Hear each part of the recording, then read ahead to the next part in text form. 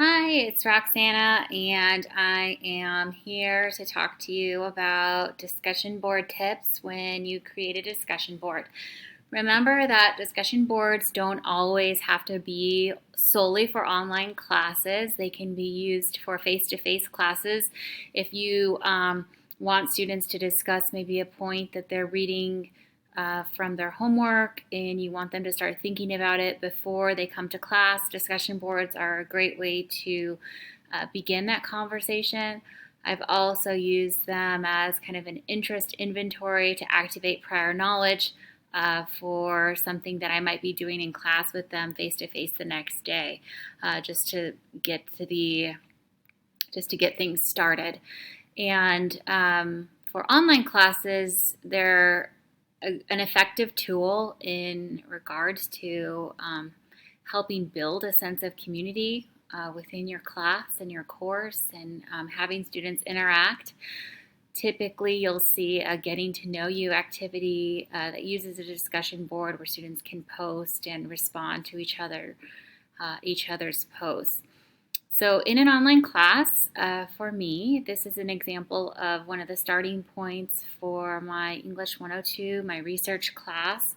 And some of the tips that I have for setting up the discussion board would be to have some kind of image or some kind of visual available that ties to the content of the discussion board.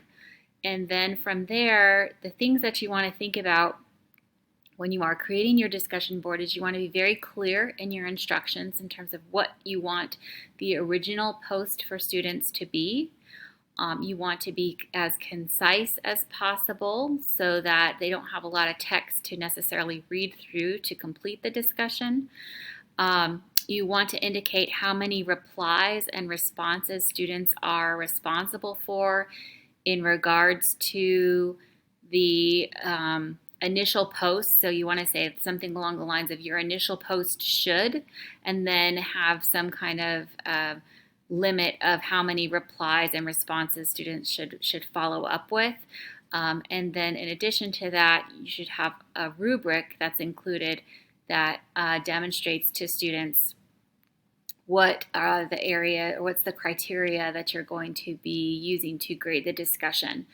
And that's solely up to you. The other thing that I've noticed with students in terms of the discussion boards is they like to have an idea of when the initial post is due. So sometimes I'll say you should have your initial post posted by this date, and then all your responses should be posted by this date. Or I will be opening up the discussion board after your initial post for the next week for you to go in and respond to 2 peers or 3 peers.